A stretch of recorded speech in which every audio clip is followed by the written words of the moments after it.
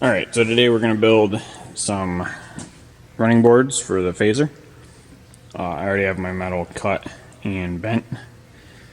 So basically all I did is I have a bigger piece. This is 1 inch, I think. T6 6061 aluminum. And I have this outside piece is bigger than the inside piece and the runners across. So I've cut my 8 runners already.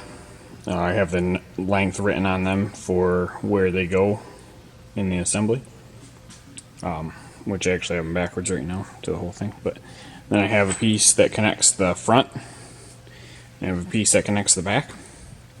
I still need to cut this at an angle to meet the tunnel correctly. One thing, this T6, it's hard to bend without cracking. So how I did it, an old trick I actually found on some forums somewhere, is you take a Sharpie. I took a Sharpie, at least it says permanent marker, but took a Sharpie and colored the inside of the bend, and then I took the torch and just heated it up until the marker, all the Sharpie was gone. And like right as soon as it was gone, I took it and I bent it around a bigger pipe that I have, and it actually turned out really good. I was kind of surprised. See, you can still kind of see the Sharpie marks in it, but I was really pleased with how it came out. And then I set it on a piece of rubber and it melted it. But yeah, no cracks, nothing. I think it came out really good. But so, let me do this for a second. So what's going to happen is, back here at the back, that goes like that, and this piece will go up to it like that. And then on the front, this piece goes in between. So they're kind of at an angle, but yeah, works pretty good. I already have built one. If you're seeing this, but just to get it tested out and get my welder set up to actually work right. It took me a while to get the adjustments right. So I've got my inner piece on the sled now. I taped it on there just with some masking tape, and then this is the back kind of spacer piece. So what I'm going to do is I'm going to tack that on. This isn't connected another way, so I can turn it a little bit. And then I'll take my outer piece when I get that tacked on, and I'll tape it up there. I'll space it out right and tape it, and then it'll be sitting on this block. And then I'll tack the spacer to it as well. So I've got the outside frame done. I'll tack together at least. Not the prettiest, that's a pretty big gap I gotta fill. And the front cross piece in. So I'm going to pop it off the sled, and I'll get all my center pieces notched and get them welded in there.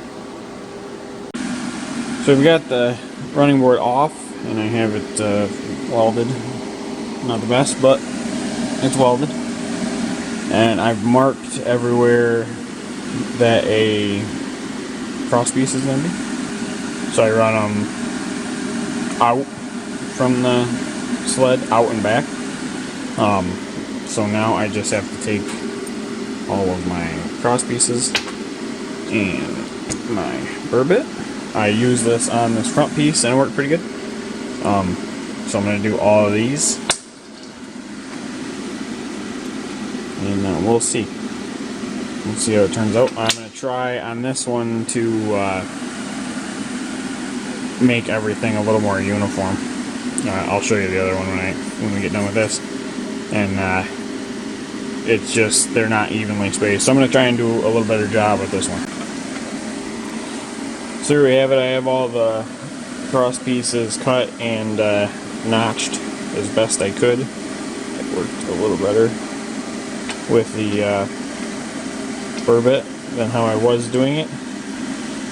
And now I just have to try and get them all in there at the same angle and tacked in. I'm running a little low on argon, so I don't know if I'm going to get it all welded up. But I'm going to get all these tacked in, and then I'm going to show you guys the other side and show you what I do.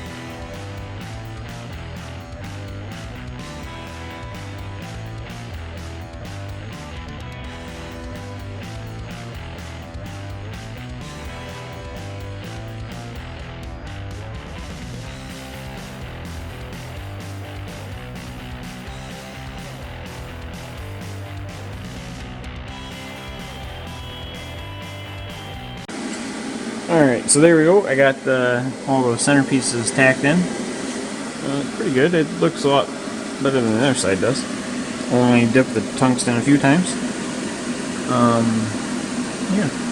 So now I just gotta finish weld all these, but I'm not so sure I'm gonna have enough argon. So I'll show you what I did. I have the other side done. And I just ran it up here, ran it through and put a bolt in it that runs through this aluminum piece. I don't know if this is going to be really strong enough, but if it isn't, I'll make a loop that goes up and goes over to the chassis, to the tunnel, and that'll strengthen it up a lot. That's how most of them that you buy are, so but I'm going to run it like this and see how it does. As you can see, the spacing's not the greatest on this side, but whatever. Welds aren't the greatest either, but it's alright. So then I just put this plate on the back, 2 bolts through it, through this plate. I think that should be more than strong enough. I think the theme of this whole build is when you buy material one size too big, because like this plate doesn't need to be that thick. That plate doesn't need to be that thick, I don't think. This tube, I wish was a little smaller. I wish this tube was about this size, and this was the next smaller. But it works, it's what I got, and maybe when I build boards for the 151, then I'll order the right material. But it is 1,000 times better than just the boards on there that were on the sled. As you can kind of see, they tip out a little bit. That's I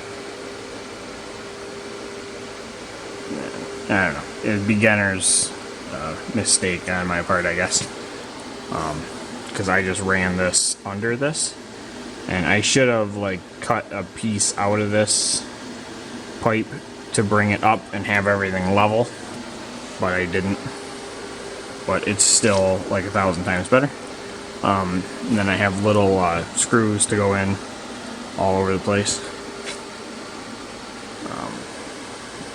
But that'll probably be, I'll probably drill the holes for them before I paint it, and then after I paint it I'll put the screws in.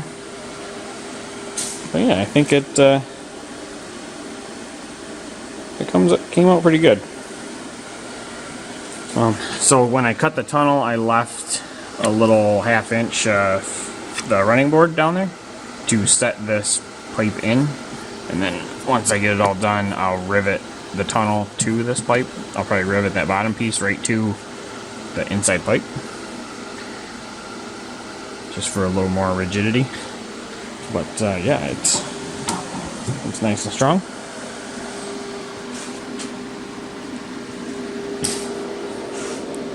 She's getting there. Alright, so we got the one running board done, and I also got my exhaust elbow welded up. I'm probably going to buy another one just to get it outside of the panel a little more, because it's, I don't know the way out, but that's fine. I put the chain on, and I was going to try and run it and just make sure it's clearance up in the front enough. Fortunately, I can't get it started. Yeah, I probably got something hooked up wrong somewhere, but it's just, it runs really rich. Like if I pull it like 5 times, the spark plugs are wet when I pull them out, and so and I can spray like brake cleaner in it and it doesn't fire, so it's a spark issue. So, but I mean, I pulled the engine out of a sled out of a junkyard, so obviously there's something wrong with it. I just got to figure it out. But yeah, I got the exhaust mostly done. I'll probably paint everything but the end black, just to clean it up a little bit. So yeah, I might pull the carbs off, clean them up. That might be in the next video. We'll try to figure out why it's not starting. I should have the running board done for this side. And the coolant done. I have it kind of welded. Got a bunch of zip ties in my way, but I want to clean it up a little bit though. But yeah, so that's what's going on. Should be pretty soon here. I should be able to take it for a rip. If you guys want to keep up with it, hit that subscribe button. Maybe leave a like if you like what I'm doing here. And we'll see you guys next time.